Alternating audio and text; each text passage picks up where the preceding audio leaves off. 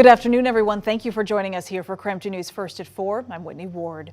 New at 4 tonight, the Bonner County Sheriff's Office has identified a man and woman who may be responsible for abusing and neglecting more than 30 dogs.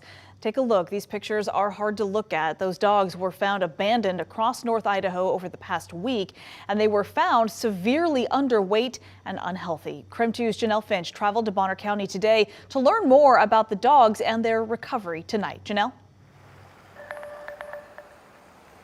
Whitney, a group of nearly 10 dogs were brought here to Better Together Animal Alliance in Pend Oreille. Staff tell me that they came in visibly malnourished and some were just days away from death.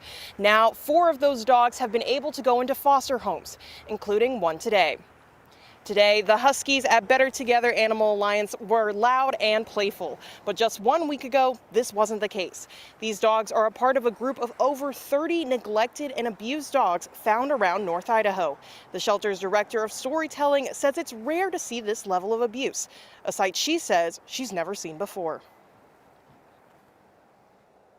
Different bugs and parasites, and just trying to get their nutrition lined up and getting them well before we send them out to foster homes. Today, a foster family came to pick up Sugar the Husky. Sugar is special to the shelter because she was the first of the abused dogs to arrive at Better Together. Nagel says Sugar would have died if she hadn't been rescued. Talking to Sugar's new foster dad, she will continue to heal and recover in a loving home.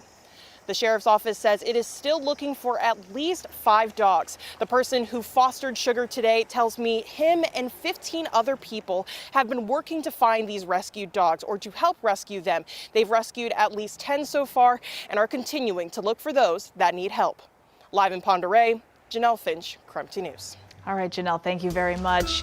And just into our newsroom this afternoon, we now know the identity of the WSU student who was found dead inside a dorm building over the weekend. 19-year-old freshman Luke Morgan Tyler from Redmond was identified by the Whitman County coroner. The WSU police chief, Gary Jenkins, told KREM 2 News today they are currently investigating, but as of now believe there is no evidence of foul play. Circumstances surrounding Tyler's death, though, remain unclear. KREM 2 is working to get more answers. We do have a crew in Pullman tonight.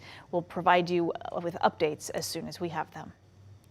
We are continuing to follow the murder trial for a Spokane man accused of killing another man as practice before murdering his ex-wife. Nathan Beal is already serving nearly 32 years in prison for his ex-wife's murder. And this week he is on trial for killing another man, Andrew Bull. Today, attorneys dove into details and investigators noticed them in a string of surveillance video clips previously presented to the jury. Prosecutors believe this video captures Beal's walking route to and from the crime scene in downtown Spokane. A detective who interviewed Beal told the jury about a detail that stood out even before his interview started. They say it was the way Beal walked. The detective described it as a duck walk, which was similar to how the person in the surveillance videos also walked. As soon as he started walking from the police car towards the building, there was an immediate similarity that I recognized as being close to that individual in the video.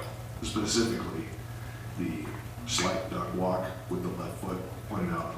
I was a little bit excited at that point because it kind of hit me like a ton of bricks. Like, whoa, this might be the individual.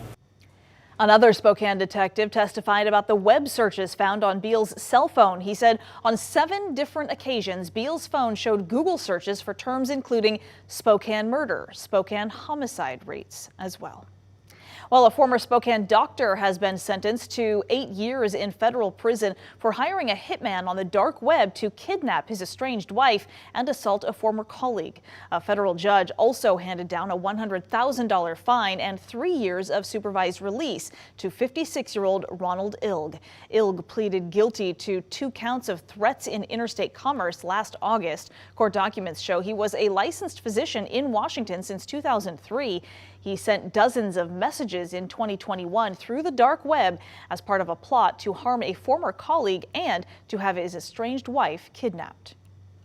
These women, the incredible victims that stood up to Dr. Ilg and who held him accountable, I'm grateful that they were able to have their voices heard.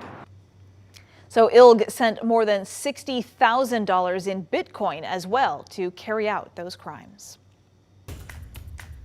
The city of Lewiston is still cleaning up tonight after a water reservoir ruptured about a week ago. More than 3 million gallons of water spilled out, flooding many homes and washing away parts of the streets and sidewalks. KREM 2's Shannon Mowdy made her third trip to Lewiston here in the last week to check in on new repairs starting today. The city of Lewiston is one step closer to lifting a boil water advisory that still impacts a large chunk of town. A week after it ruptured, what's left in this water reservoir is being pumped out. The city says this pumping process could take all day or into Thursday, but it's a necessary step to isolate the damaged reservoir from the rest of the city's water system so it can be repaired. Meanwhile, many living in Lewiston are still dependent on bottled, boiled, or water tapped from this truck. It sucks. It really does. Yeah. But it's all good. I mean, we're making it, but boiling water sucks. What the city says about how long the repairs could take, tonight at 5 on KREM 2 News. So let's switch gears now to talk weather. Another cold, gray day here in Spokane, and now it sounds like snow is getting closer. Our chief meteorologist Jeremy Legoo is tracking all these changes headed this way right now. I'm actually wearing my tropical tie today. Oh, yes. What does that mean? It means it's like tropical warm compared to where we will be. Oh, yeah. All right then. Yeah, it's one of those ones where it's all about enjoying the now because believe it or not, it's about as warm as it gets for the next couple of weeks. We are above freezing, but barely. Mid to upper 30s in central Washington, kind of mid 30s in eastern Washington and North Idaho. Lewiston up to 40, Walla Walla 47 right now. Overnight, once again, we're dropping back down below freezing. So anything that's wet right now likely becomes ice. Let's talk it. All right, most of the cold right now making its way a little bit farther to our east. I really like this. It kind of shows what we've got going on. Stagnant air overhead and high pressure in place kind of means everything stays a little bit farther to our east. But as that breaks down, we'll eventually get that to slide back to the west. And we're looking at winter weather advisories and winter storm watches in effect Thursday evening through Saturday, and we're talking, say 2 to 6 inches down below 3,000 feet, above 3,000 feet, looking at about a half a foot to a foot, maybe even more, all said and done. And that includes some of those ski resorts and some of those mountain passes. So the next couple of days, going to be worth watching. Tomorrow looks very similar to today. You see the sun, ditch everything and get outside. I was at a grocery store earlier. Person checking me out said, should I run outside and see the sun? I said, do it. You might not be able to enjoy it, but you might. All right, as we get into early Friday morning, we get that round of snow. Forecast model starting to pick up on a rain-snow mix for us here in Spokane. I think that's kind of likely with how warm we're going to be. Saturday, get a little more as we start the day. So all in all, next few days start to get a bit more active, but look at Thursday and Friday. Temperatures in the mid-30s. Saturday, 29 is going to be, I would say, the coldest 29 you've ever felt. And by next week, 29 is going to be something you're going to be hoping we had.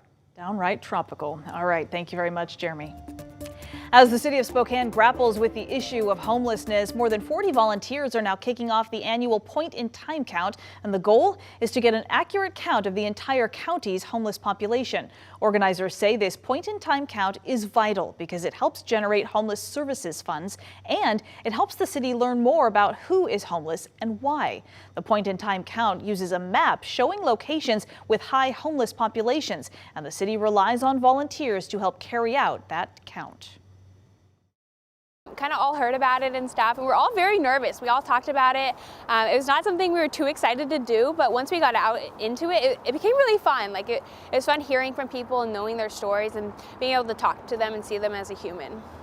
The point-in-time count will continue through Sunday and survey the entire Spokane County. Organizers expect a total of 170 volunteers to take part during this 6-day event. And as this year's point-in-time count gets underway, as part of KREM 2's goal of bringing you more to every story, we investigated the data to see the growth in the area's homeless population over the past 5 years. So in 2017, there were 1,090 people experiencing homelessness in the Spokane County area.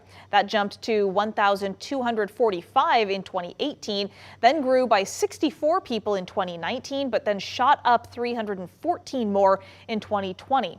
And if you look at 2021, because of the pandemic, Only people in shelters were accounted for, which is why the number dropped to 992. It will be interesting to see what 2022 shows. And bringing us to 2022, that's where the count returned to normal. They had 1757. Again, that's the most recent count. In total, it was a growth of 667 between those 5 years. Now, the start of the point-in-time count also coincides with Spokane's Homeless Connect. The annual event centers around giving back and lending a helping hand. So this is the 11th year the Homeless Connect has been in Spokane, and organizers say what's offered here can have a significant impact on someone's life. They have resources like warm clothing, sleeping bags, and self-care products like deodorant, toothpaste, and soap. Organizers say it's one day that embodies being a good neighbor to all. So anything people need to kind of rebuild their lives and get the services they need, we try to invite them here. So along with supplies that will be available there, vendors will also be on site providing opportunities and more information about things like housing, employment, and skills training to help people transition out of living on the streets and get them into more permanent housing.